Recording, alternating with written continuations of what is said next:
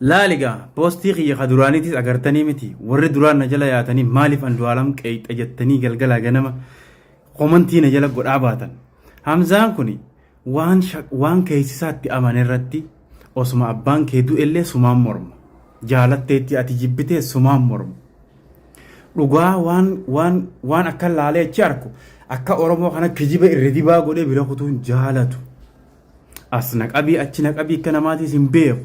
Laal waan kana qoratamuu qabaa gudibbat akka jeetiin poosti godhe maaltuutu qeeqaa kana fidee namni jaartii ofii maarreen godhuu jettee galgala ganama dubbii godhaa turtan. Hin dubbanne guyyaan isaanii dhufa jeetinus ammallee ganaa guddaan dhugaan guddaan ganaa dhufa. Osoo miciyyoon afaan hin jiraattee dubbatte rabbi haa beeku.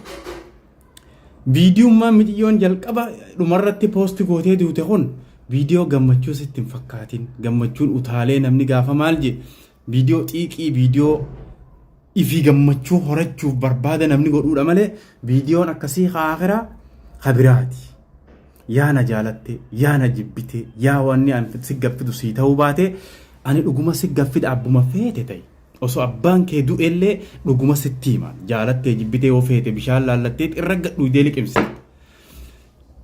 Ragaa wajjin akkanuma laali waan an guyyaa silaa gaddaa san lakkii qoratamuu qaba likkitti ji'ee poosti godhaa tureefi waan ammaan tana dhugaan gabba'u jirtu laali. Takkallee gadi hin baane ganaa bismillah jettee haarawa gabbahaa jirti dhugaan. Dhugaa irraa namni waliif hin ka'u barcumarraa walii ka'a malee. Nama keenya kaafee masijanii warsossobaati nee barna biratti hin dalagu. Osoo obboleessi kiyya waan hin taane dalage likkuma likkii sitti hima. Osoo abbaan kiyya waan hin taane dalage likkuma likkii itti hima. Waa takkana biratti hin jiru wanni akkasii. Akkanuma laala ragaa guutuu wajjin ganaa dhugaan hafe gabbahuu ta'a. Hamzaan kun jalqaba maaliif waan kana jechaa ture namni ji'ee sammuu keessan galfatin horii ture duraanuu horii ture. Ammaan tana waan ati naa deebistu laalime. Kaati dur wanti neela godhaa turte waan kana maaliif jirjirtanii waan kana dhoobdan waan warri ifii wasaqummaa mana keessatti itti jiru wasaqummaa deeggara. Warri ifii waan hin taane dhalaarra dalagu jiru waan san gaqqabee gubbaa dabruu barbaada. Lakki hayni haqan muramee dhugaan muramee bira kutama malee akkanuma irra dibaarra naa dibii bira kuti never. Ganaa dhugaan jiru yoom beemi ganaa bahuu ta'a walii ragaa wajjin dhufa tokko qabiinaa ta'a ammallee maal jeenaan ji. Gaafa maama bayaan waan irra cichirratti irrumatti cichaan gaafa waan fedhe irratti if duuban deebu waan godhamuu silaa qabu waan laalee agarurratti namaa wajjin achi na qaqqabii feemasii keenya inni kun dhiiroo akkas hin goggodhu neebar hin jiru.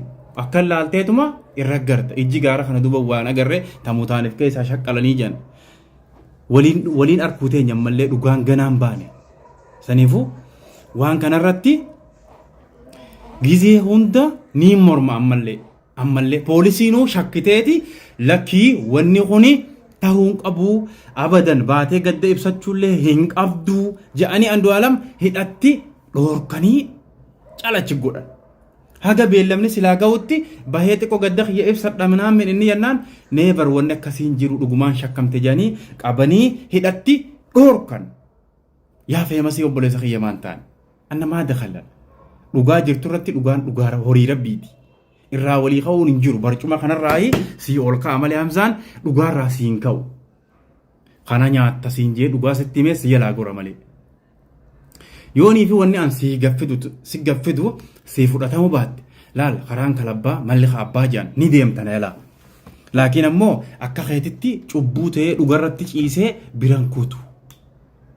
Sigalee ammallee dhugaan miciyyoo tanaa tokko bahuun dirqama jiru. Tokko dirqama jiru.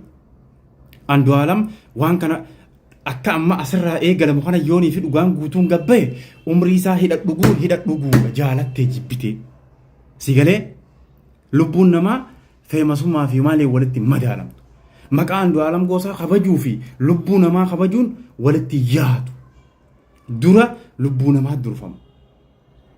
Namni lubbuun isaa namni maqaan isaa akka kabajamu barbaadu ganamumaa haga namni hokkeen asitti dhuftee fi deemee if ajjeesuu naman godhu. Haga namarraa kaasee haga namni yookaan ati fuutee qarreerraan darbuu yookaan ammoo waanuma kana hundaa jibbee minaamin jee haga namni qarratti if darbuutiin gahuu jechuun ganamaa namichi maqaa isaan barbaanne jiruu isaan barbaanne. Waan abbaan hun barbaadin ati maa namarra dhiibuu jaalatta. Abbaan kun nama nagayaatii qulqulluudha jettee qulqullummaa abbaa hin eeggatin ati nama eeguu hin dandeessu. Kanuma dhugaan jiru na biraan. Abbaan fedhe na jaalate abbaan fedhe na dhiise allayyaatee seenta. Salaamu alaikum. Dhuguma jirtu sitti maan. Gaffuradhu waan an siffidu bishaan irra dhugi. Bakka akka laali ragaa murteessi ati. Akkanuma laali murteessi.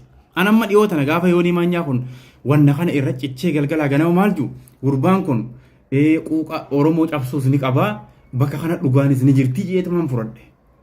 Oromoo cabsuus ni qabaa laal takka qofan keenyeef Oromoo cabsuus gurbaan kun keessumaa qabaa. Feemasii Oromoo gaccabsuus keessumaa qabaa osoo isaan irraa nuraa nu dubbachuu baatanii nutummaan dhugaa irra ciccinee baafne jeetumaan jaaladhe malee yoonii waan keenya gaccabsu nama keenya gaccabsu itti jaaladheetii miti. Laakiin garuu dhugaan ni hafte. Dhugaan isii tana ganaa baatiin baane ammallee waliin eeguu teenya ammallee maal jettee naan jii ammallee qabadhu baay'ee warri arraas deemtee na ila komantii kuma dhiyoo tanaa yaada kee ibsachuu barbaadu ammallee komantii teetiif atis bishaanama walii gad dhugaatii obsaan eeggadha ni dhufammaas an guyyaa sanit akkanuma ragaa wajjin sii dhufammaas guyyaa ati waan feetee haasoo akkanuma sii dhufa malee abadan siif hin dhiisu anis. Dhugaarraa walii kaan dhugaarraa laal barcumarraa walii kaan malee dhugaarraa waliin kaan tanuma naa qabadhu jaalattu naa wajjin jiraadhu jaalachuu baattu deem haganuma jiruulleen fooloo wal godhuuf wal hordofuulleen akkasuma wannummaan hundinuu kanaaf dhugaa haqa isii ammallee rabbi haa baasu rabbiin jabaadha waa hunda irratti rabbi waa hunda laalee argu foot godhuu taa hundasaa kanaaf haayini acaalotu nama biratti callifame malee rabbi biratti waan callifame sitti hin fakkaatin hundi ni ba'a. Assalamu alaikum.